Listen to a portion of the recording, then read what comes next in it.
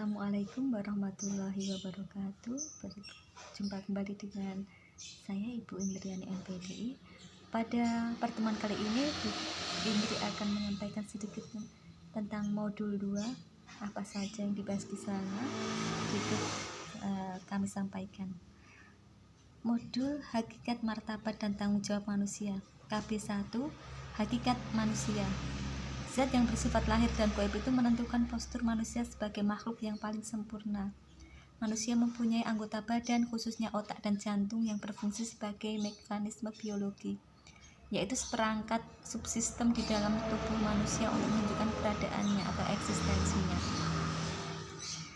Susunan anggota badan manusia atau fisik sebenarnya sangat kompleks, tidak hanya terdiri dari otak dan jantung saja. Masing-masing anggota badan satu sama lain dihubungkan melalui susunan syaraf yang sangat kompleks pula. Keadaan itu pun masih menggambarkan manusia yang kurang lengkap, karena kelengkapan manusia tidak hanya dari wujud fisiknya saja, akan tetapi juga dari kenyataan non-fisik yang justru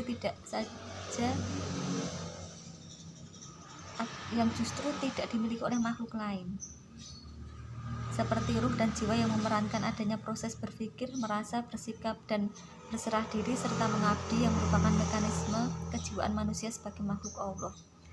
Kedua mekanisme yang terdapat pada manusia yaitu mekanisme biologi yang berpusat pada jantung sebagai pusat hidup, dan mekanisme kejiwaan yang berpusat pada otak sebagai lembaga pikir, rasa, dan sikap sebagai pusat kehidupan.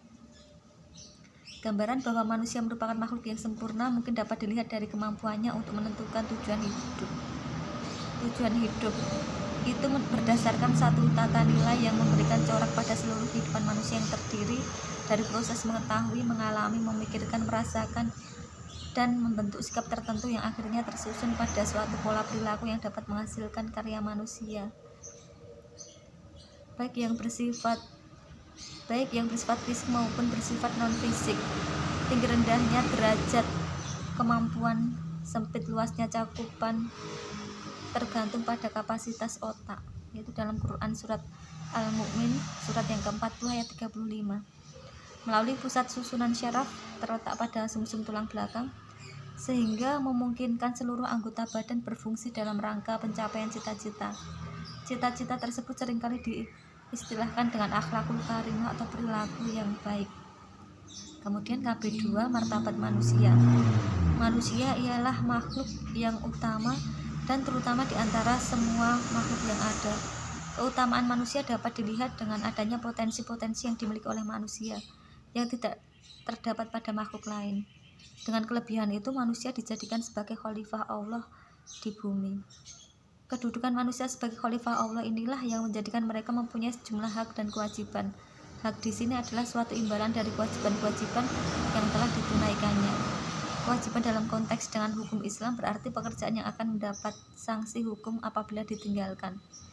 Kemudian kita lanjutkan KB3, yaitu tanggung jawab manusia. Menurut kodratnya, manusia adalah makhluk yang paling mulia. Sesuai dengan namanya, manusia adalah makhluk yang mempunyai naluri, perasaan, berkelompok, dan berpribadi. Selain itu, manusia memiliki sifat pelupa atau cenderung memilih berbuat kesalahan. Dari sifat-sifatnya itu, posisi manusia akan berbalik menjadi makhluk yang paling hina, bahkan lebih hina dari binatang. Manusia diciptakan untuk mengelola dan memanfaatkan alam untuk mencapai kehidupan materi yang sejahtera dan bahagia di dunia, sekaligus dengan demikian ia dapat melaksanakan tugas beribadah kepada Pencipta untuk mencapai kebahagiaan imateri di akhirat kelak. Fungsi ganda manusia itu dikenal dalam istilah agama sebagai fungsi kekhalifahan dan kehambaan untuk mengabdi dan beribadah. Demikian sedikit dari Bu Indri yang dapat Bu Indri sampaikan pada kesempatan kali ini. Mohon baca kembali modul 2-nya dengan baik, kerjakan semua tugas-tugas dan isi diskusinya. Demikian dari guru, demikian dari Bu Indri.